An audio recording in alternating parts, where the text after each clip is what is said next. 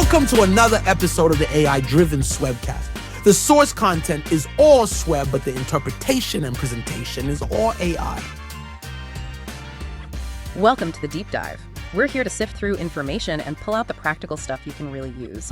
Today, we're digging into this really interesting conversation. It's between a church leader, and this consultant, Swebb. Right. And they cover a lot of ground. Yeah, everything from, daily operations right up to big picture growth strategies. So what's our goal here? What are we trying to pull out for you, the learner? Well, our mission is to find those core principles, the main threads running through their talk about leadership, about planning, ideas you can actually apply really anywhere. Yeah, even outside a church context. That's what's quite striking. Exactly. We've sort of boiled it down to, I think, 4 key principles we want to walk through. Sounds good. Because Swebb's advice, while, yeah, it's in that setting, it feels very practical, very grounded. Anyone leading anything could probably get something from it. Okay, so let's jump into that first one. This principle seems foundational. You absolutely have to know your numbers, your data, and your people deeply. Yeah, you hear it early on. Swebb really presses on the average weekly attendance number. Right. The leader was a bit vague initially. Gave a range. And Swebb was like, no, what's the specific number? And he wasn't just being difficult, was he? There was a clear reason. No, not at all. His point was, and it's a direct quote, I think, you can't grow what you can't measure. Simple as that. You can't grow what you don't even pay attention to. That hits home. Absolutely. So, for you listening, think about your context. Sales figures, website traffic, project completions, whatever it is. Do you have that clear, accurate picture? Or is it kind of fuzzy? Yeah. Because that clarity, that's your starting point for any real strategy. And it goes beyond just that one main number, like attendance. Swebb talked about other things too. Oh, yeah. He mentioned tracking first-time guests, right? Yeah. How many kids are showing up? What are the giving patterns looking like? It's about painting a much richer picture of what's actually happening. Exactly. Building that detailed view. And that links straight into the people side of things. Well, Swebb criticizes leaders who kind of live in an echo chamber. Right. Just talking to other leaders, or maybe the biggest donors. Yeah. He warns against that. He says you need to be talking to the, quote, regular people too, not just the top tier. Because those conversations with major donors, they don't necessarily tell you what the average person is thinking or feeling. Precisely. You've got to know your people to understand how engaged they really are. The whole discussion about tracking giving, that's a perfect example. You mean noticing when someone stops giving and actually reaching out? Exactly. Proactively. He even suggests getting pretty sophisticated with it, like using spreadsheets. Color coding, I think you mentioned, for lapsed givers. But, and this is crucial, the data alone isn't enough. You need the right people seeing that data. Like the welcome team leaders, maybe? Yeah, people like that, they need access, and they need to be trained on how to follow up, appropriately and effectively. So it makes you wonder, doesn't it? How well do you really understand engagement in your own organization or team? What data are you using? Good question, which kind of leads nicely into the second big principle. Okay, what's that? Strategic planning, but specifically planning that harnesses momentum. Momentum.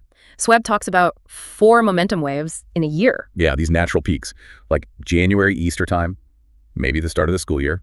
Depends on the context, obviously. And the idea is to plan your big pushes, your key initiatives around these waves. Exactly. Ride the wave, don't fight it.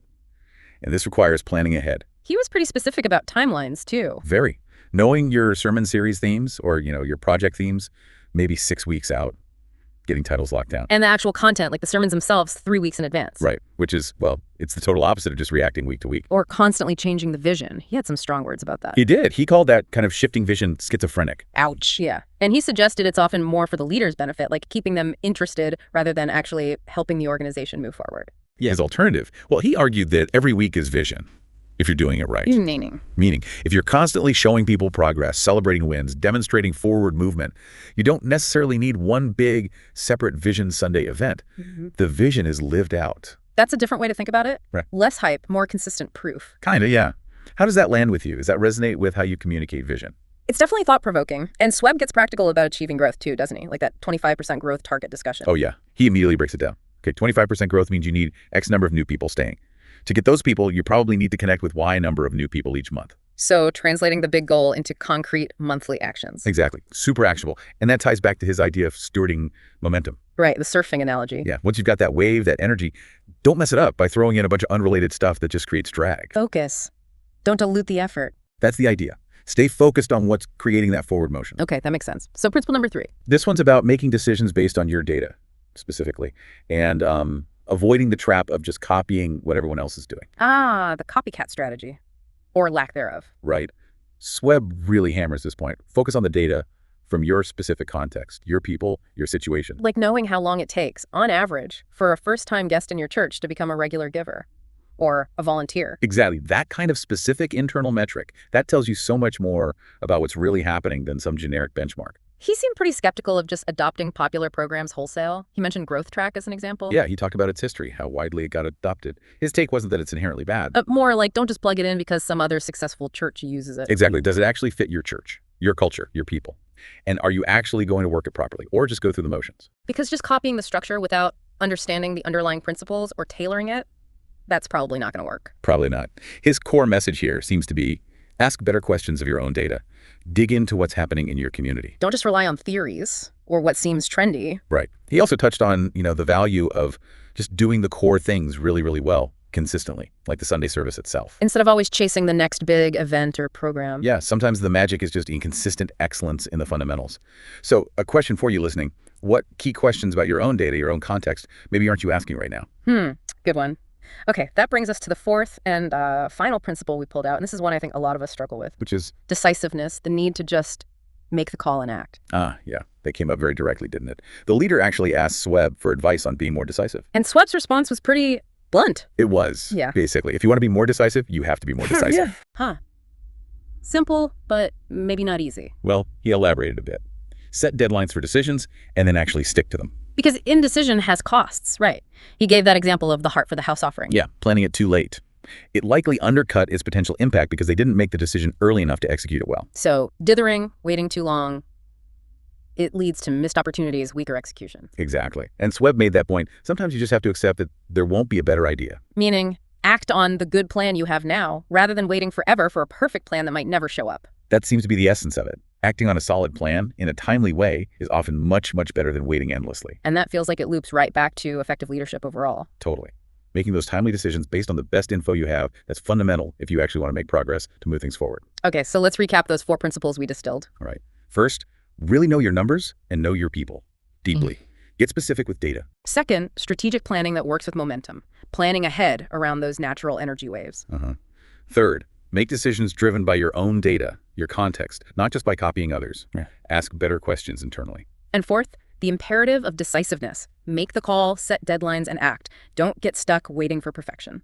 And looking at them together, you see this really practical framework. Know your situation, plan strategically, use your data, and then act decisively. Yeah, and like we said at the start, while the conversation was in a church setting, these ideas feel pretty universal for leadership, don't they? Absolutely. Any field, any organization aiming to grow or make an impact. So for you, the learner, as you've been listening, which of these 4 principles kind of jumps out at you right now? Which one maybe hits closest to home, thinking about your own challenges, your own opportunities? And maybe what's just one small, concrete step you could take, maybe even today or this week, to start applying that principle? Could be identifying one key number you need to track better. Or maybe looking at your calendar and thinking about those momentum waves. Or deciding to dig into some data you already have instead of looking for the next external trend. Or perhaps just making that decision you've been putting off. Yeah, just something to think about. And if Swebb's approach resonates and you want to explore his work further. Right, he does consulting and coaching, correct? Yes. Information on that should be available on Swebb's website for anyone interested. Okay. Well, thank you for joining us on this deep dive. We hope pulling out these principles has given you some valuable things to chew on. Yeah, hopefully some aha moments maybe. Definitely. Think about how these insights might shift your own approach to leading and planning going forward.